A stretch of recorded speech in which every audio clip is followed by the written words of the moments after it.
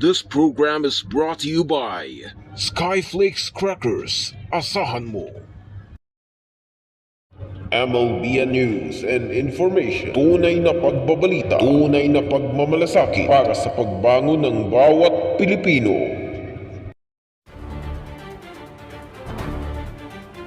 Live mula sa MLB News Center.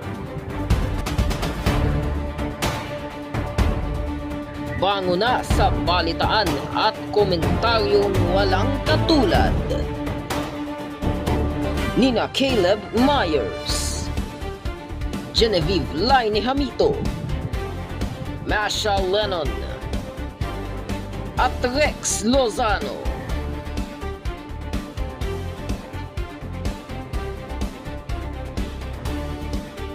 MLB Balita sa umaga. Narito na mga maiinit na balita sa MLB Balita sa umaga. Pinalakas na habagat patuloy pa rin nagpapulan sa malaking bahagi ng bansa. Sama ng panahon, hanggang kailan? Matinding pagbaha naranasan sa maraming lugar sa Metro Manila. Ilang bahagi ng ilang syudad nalubog sa lagpas taong baha.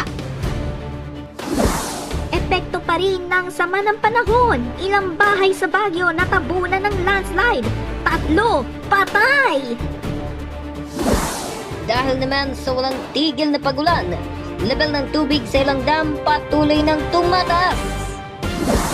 At ngayong tuloy-tuloy ang pag-uulan, ano-ano nga ba ang mga diskarte tips para iwas kulob sa paglalaba?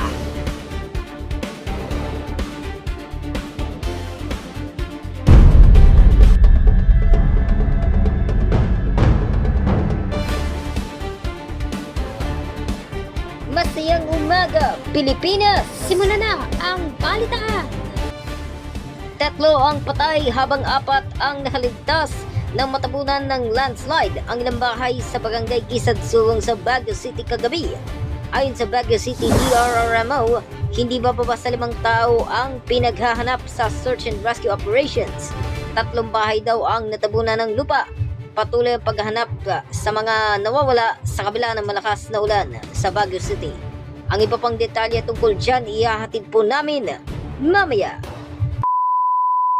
At yan po ang 2.5 oras ng ating samahan ngayong Lunes. Isang makabuluhang umaga na naman ang naihatid namin sa inyong mga tahanan. Kita-kita pa rin tayo bukas. Gawing habit na po ang pagtutok sa amin every morning para puno ang araw nyo sa balita at impormasyon. Salamat kay na Kapitan Kira, Weather Tita Vina at Traffic Girl Jana. Sabay sa pagbati ng masayang umaga sa ating lahat. Pero maulan pa rin sa ngayon. Ingat everyone! Kasama ang inyong mas pinalakas at mas pinasayang kasalo sa almusal. Ito po ang MLB Balita sa umaga.